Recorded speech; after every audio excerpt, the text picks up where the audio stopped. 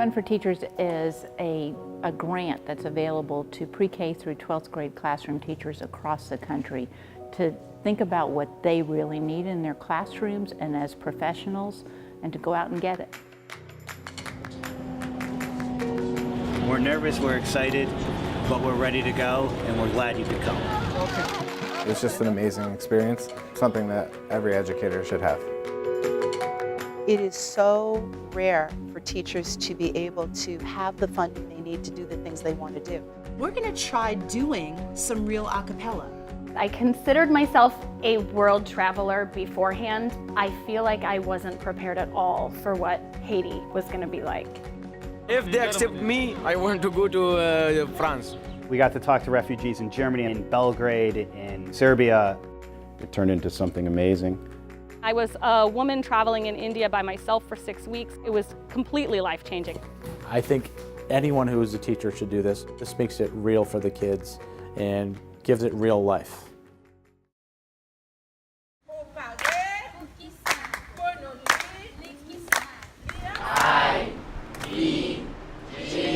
We have a very large population of Haitians here at Stanford High. Should we look at Dr. Lessons? The majority of the students that we served had an interruption in their formal education background. Main office and cafeteria and library. Especially with the interruption of the earthquake, many of the students hadn't been to school 3, 4, 5, and now 6 years. Just to see what they came from, the chaos and the confusion, and just not knowing from day to day what's going to happen was really emotionally moving. I was so surprised because some people say like Haiti is not a good country to go and visit. We saw so much bad, but then so much good with it.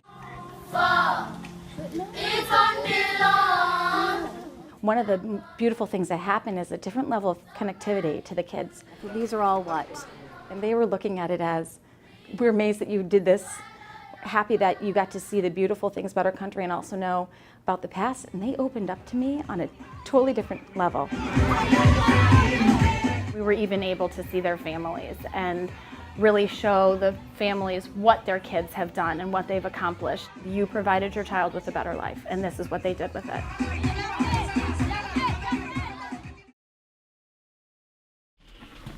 Man, this is brutal.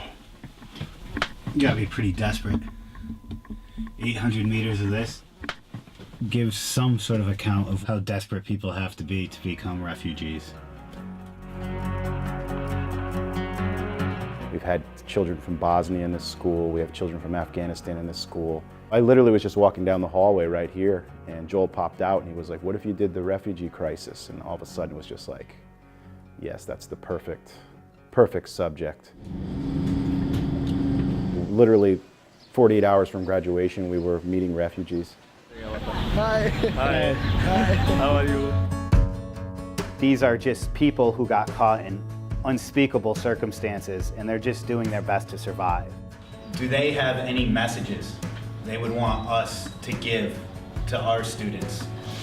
Dass sie haben Glück, that they should know that they are lucky that they're born and live in a country where everything is secure, in security.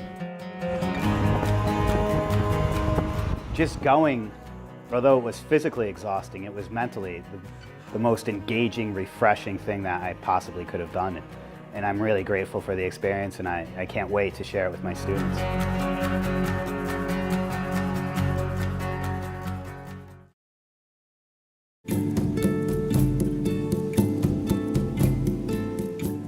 The land is just so stunningly beautiful, and the people are friendlier and more welcoming than any people I've ever met. We've been teaching about the Rwandan genocide in our human rights class for over 10 years. It's incredible to see things that you've read about and talked about for close to 10 years. It's amazing to see them in person.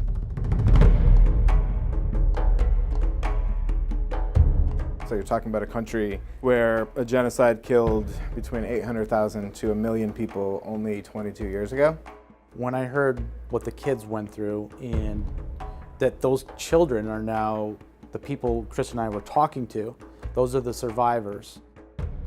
After a few days and after really getting to talk to people, we saw that As you might think, reconciliation is not that easy. It's still an ongoing process. Things are going to change from here forward as far as how we teach this unit. It's such a blessing to be able to bring back what we've seen and shared and experienced to our kids. It's like they were there with us. You want your teachers to be passionate. You want them to dream with their students, because that's what we're asking them to do with young people. We're asking them to engage students more. We're asking them to find that button that turns those kids on and get them excited about learning. And what better way than if you yourself are really excited about what you're teaching. Yeah. Doom, doom, doom, doom, doom, doom, chick. You guys keep doing that part. Doom, doom, chick. I'm Lisa Marion, and I went to Camp Acapella. Struck by a smooth. The kind of learning I've had and the connections I've made then turn into connections for my students.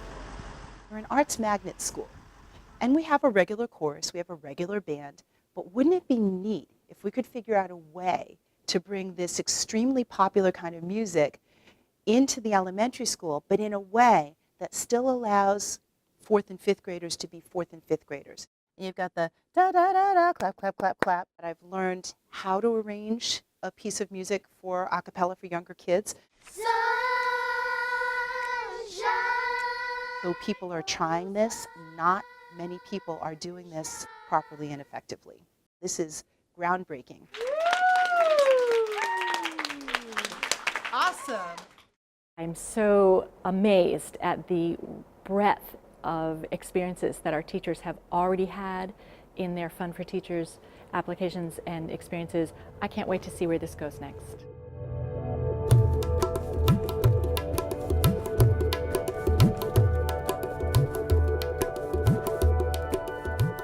I had an opportunity to see some things and bring those back to my students, get them to see life outside of their own bubble. So many of these children, they're drinking bottled water. They think they're drinking it because their tap water is bad, and they don't really know that around the world, children can't drink their water. When you, as the teacher, come back and you can say, this is what I experienced, let me tell you what I saw, it engages them in a way like nothing else. I don't go a day without thinking about the things I saw and the people that I met there. This is exactly the sort of thing that is inspiring and gives someone who's been 20 years in the classroom new energy.